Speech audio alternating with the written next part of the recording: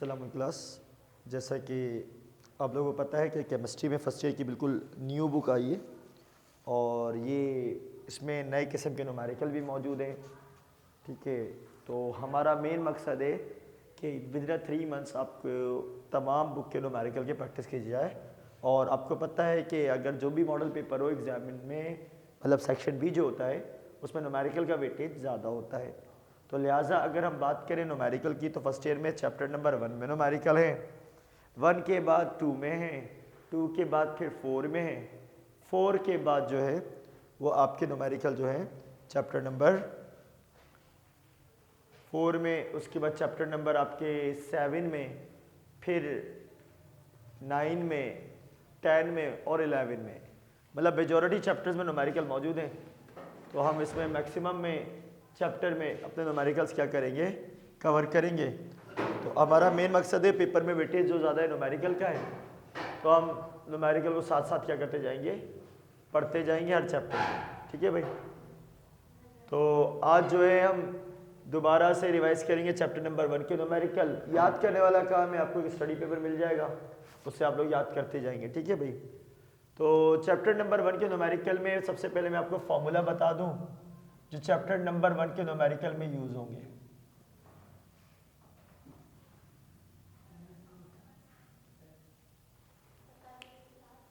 Chapter 1 के numerical में formula, अगर मैं फॉर्मूले की बात करूं तो बेटा पूरा चैप्टर 1 इन 3 फॉर्मूलाज या 4 फॉर्मूले के गिर्द घूमता है।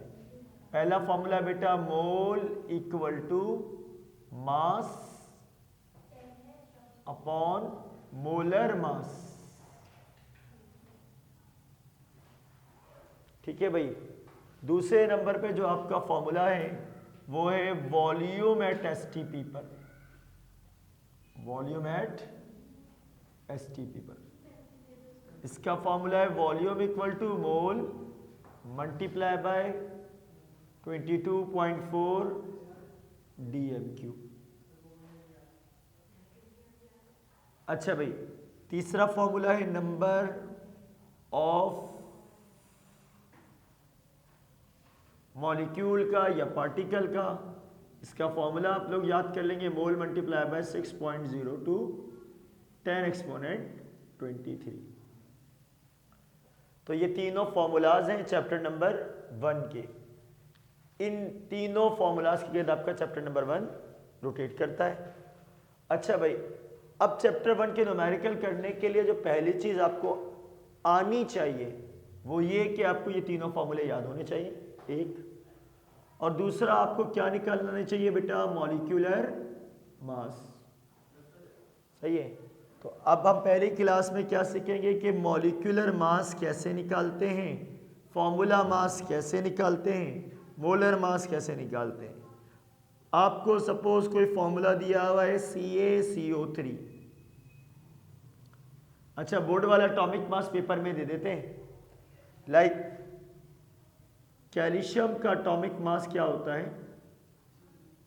40, कार्बन का 12, ऑक्सीजन का 16, ये आपको गिवन कर देते हैं।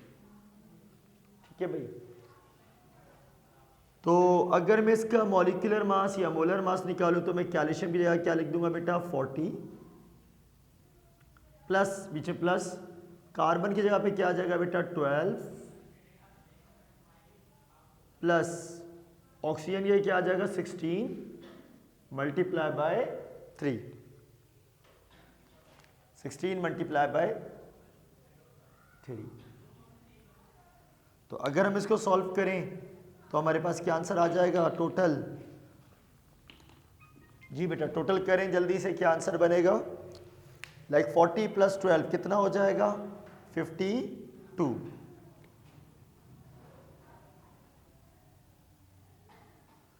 और 16 3 से कितना होता है बेटा 48।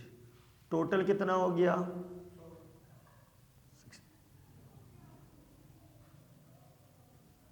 टोटल हो गया 100। अच्छा, यूनिट हो जाएगी इसकी ग्राम पर मोल, अगर ये मॉलिक्यूलर मास है। ठीक है भाई, तो मॉलिक्यूलर मास में आपको फॉर्मूले को उसे मॉलिक्यूलर मास निकालना आना चाहिए। अब चैप्टर 1 में जो हमारे पास सवाल है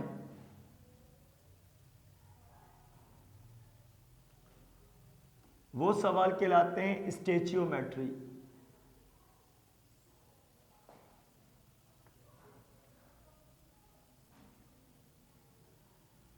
स्टेचियोमेट्री, स्टेचियोमेट्री क्या होती है? इसमें हम क्या करते हैं? कैलकुलेशन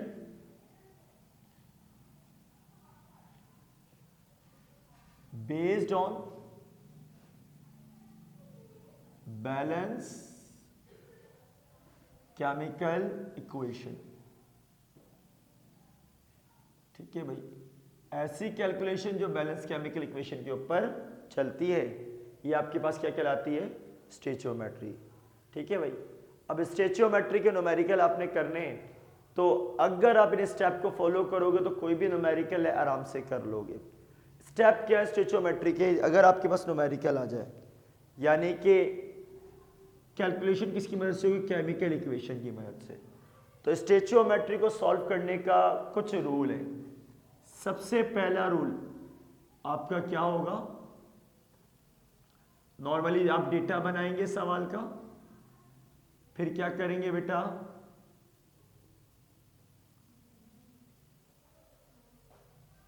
ट्वेंटी 22.4 6.02 10 की पावर 23। सबसे पहला काम क्या होगा? इक्वेशन को कॉपी करना। दूसरे नंबर पर डेटा को देखते हुए आपने क्या करने? मोल निकालना है, मोल फ्रॉम इक्वेशन। इक्वेशन से क्या निकालना है? मोल। ठीक है, किसके दरमियान? जो चीज आपको क्या हो बेटा? गिवन हो, और जो चीज आपको क्या हो? रिक्वायर्ड हो।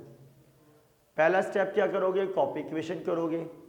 दूसरा स्टेप क्या करोगे? इक्वेशन से मोल निकालोगे गिवन और रिक्वायर्ड के दरमियान। तीसरा स्टेप जो आप करोगे वो होगा कन्वर्जन। क्या होगा बेटा? कन्वर्जन। अच्छा, कन्वर्जन के लिए आपको ये 3 फॉर्मूलाज मदद करेंगे। कैसे करेंगे बताते हैं। ठीक है भाई, और उसके बाद कन्वर्जन के बाद आप इसको सिंपली मैथमेटिकली क्या कर लोगे? सॉल्व कर लोगे। कैसे करोगे मैं बता दूंगा आपको। तो ये कुछ स्टेप्स हैं जो कि अब चैप्टर 1 के न्यूमेरिकल के लिए चाहिए होंगे। तो अब इसके न्यूमेरिकल हम देखेंगे। अच्छा, स्टेचियोमेट्री में जो है ना, वो वैसे तो आप किताब पढ़े तो मास मास रिलेशन है, मास वॉल्यूम है, वॉल्यूम वॉल्यूम है, लेकिन मैं इनको एक ही करके पढ़ाऊंगा। ठीक है, मतलब अलग अलग कंडीशन में हम नहीं जाएंगे, हम डायरेक्ट सीखेंगे। और उसके बाद 2 टाइप के न्यूमेरिकल बनेंगे, एक सिंपल वाले, एक लिमिटिंग रिएक्टेंट वाले। एक सिंपल वाले और एक लिमिटिंग रिएक्टेंट वाले। फिर इसमें आखिरी चीज होगी परसेंटेज बाय मास। उसके बाद ये चैप्टर हमारा क्या हो जाएगा? खत्म हो जाएगा। ग्राम पर मोल। तो बेटा इसको नोट करें जल्दी से। फॉर्मूलाज नोट कर लिए। अब मैं इसका सवाल आपके सामने लिख देता हूं, फिर सवाल को सॉल्व करेंगे।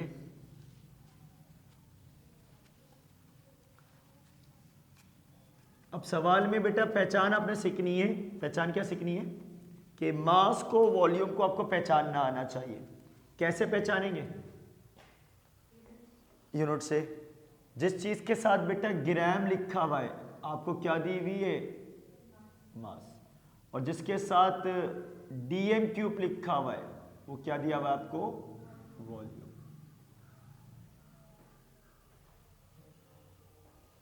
अब चलते हैं बेटा पहले सवाल की तरफ।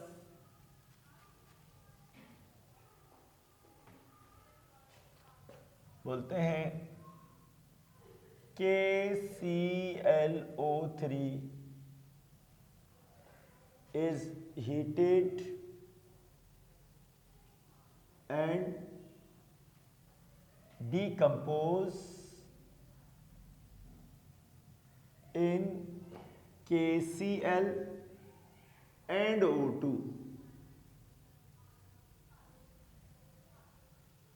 इक्वेशन भी दी हुई है इन्होंने, 2KClO3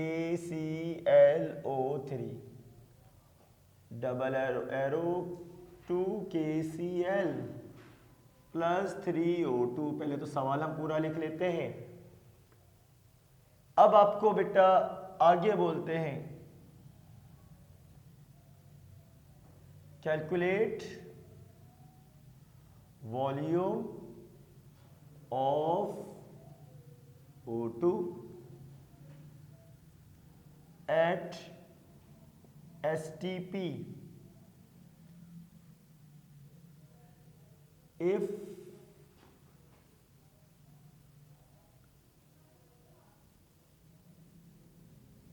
to two 5 gram KClO3 is heated। ठीक है भाई, सवाल लिख लिया। पहला काम है बेटा सवाल का डेटा बनाना।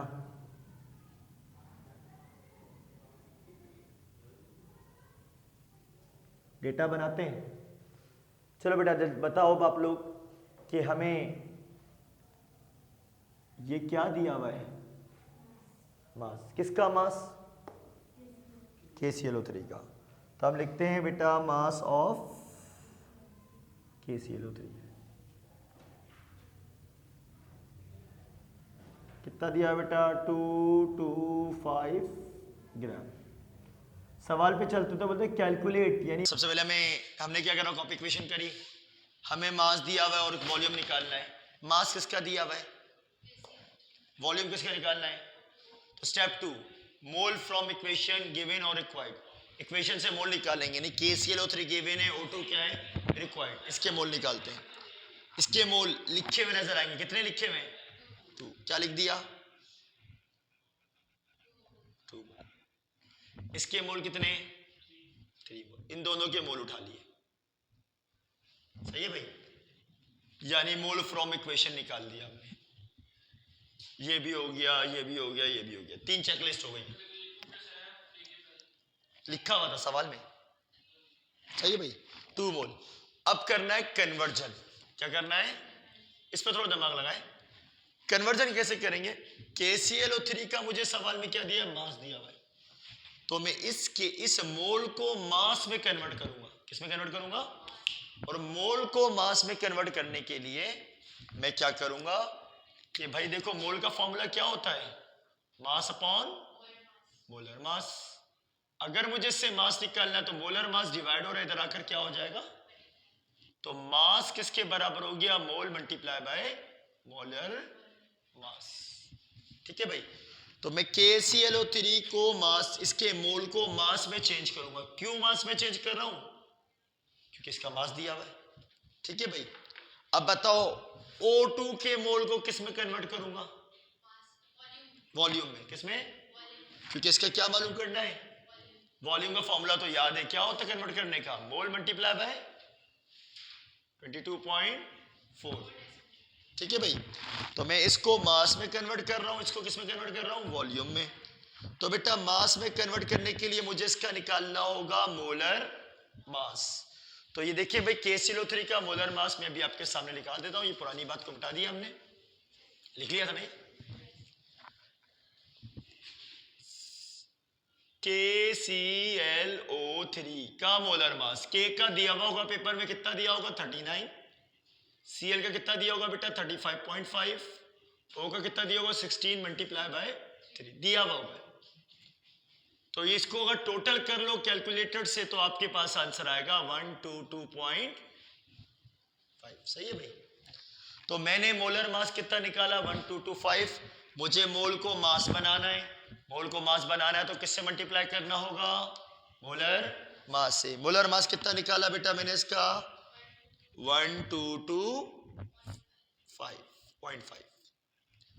और O2 को मुझे चेंज करना होगा, सवाल बता रहा है इसको वॉल्यूम बनाओ। तो वॉल्यूम बनाने के लिए किससे मल्टीप्लाई करूंगा 22.4 dm³ से। इसको इससे मल्टीप्लाई करें, कितना आ जाएगा बेटा 245।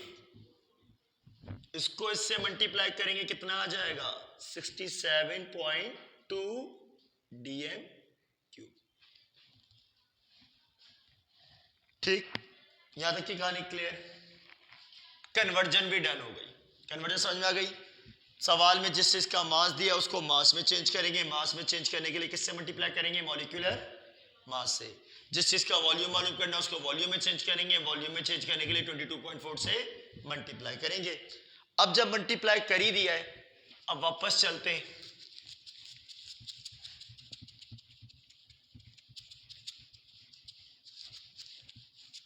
अब KClO3 का जो मैंने आंसर निकाला वो क्या आया, 245 ग्राम।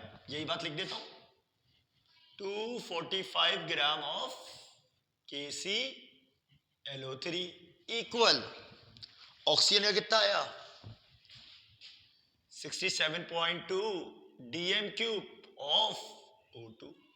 ये स्टेटमेंट बता रहा है कि 245 से कितना आंसर आ रहा है बेटा, 67.2 आ रहा है। पर मुझे 245 से नहीं पता लगाना, मुझे किससे पता लगाने का बोल रहे हैं, 225 से कितना आएगा, ये तो 245 से आ रहा है। अब 225 से कितना आएगा उसको पता लगाने का तरीका सुन लो, सॉल्व कैसे करना है इसको। ये इधर मल्टीप्लाई हो रहा है, इधर आकर क्या हो जाएगा, डिवाइड। तो बेटा यहां पर क्या रह गया, 1 gram of KClO3 67.2 dm cube of O2 divide by क्या आ गया बेटा, 245 आ गया। अब ये बोल रहा है 1 से इतना आता है, 1 से नहीं करना, किससे मालूम करने का बोल रहा है। तो अगर इसको 1 को 225 बनाना है तो किससे मल्टीप्लाई करना पड़ेगा, 225। और जो काम आप लेफ्ट पे कर रहे हो वो काम आपको राइट पे भी करना पड़ेगा। चलो अब मल्टीप्लाई करते हैं, 225 1 जा, सही है भाई, ये तो ऐसे ही आ गया,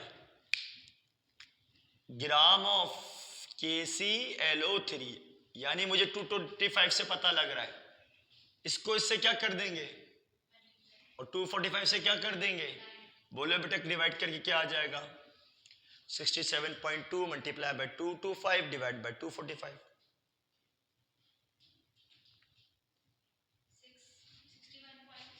61.7 dm क्यूब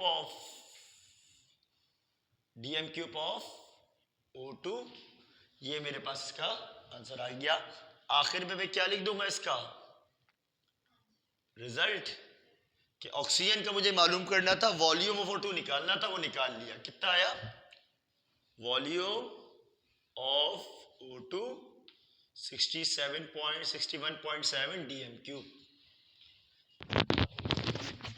चलो बेटा सबसे पहले हमने क्या करा, कॉपी इक्वेशन करी, हमें मास दिया हुआ है और वॉल्यूम निकालना है। मास किसका दिया हुआ है, वॉल्यूम किसका निकालना है। तो step 2, mole from equation given और रिक्वायर्ड। इक्वेशन से मोल निकालेंगे, नहीं KClO3 गिवन है, O2 क्या है रिक्वायर्ड, इसके मोल निकालते हैं। इसके मोल लिखे हुए नजर आएंगे, कितने, कॉपी इक्वेशन। दूसरा रूल क्या था, मोल फ्रॉम इक्वेशन, ठीक है। किस चीज के मोल चाहिए होंगे, गिवन के और रिक्वायर्ड के, ठीक है भाई। फिर तीसरा रूल क्या था, कन्वर्जन।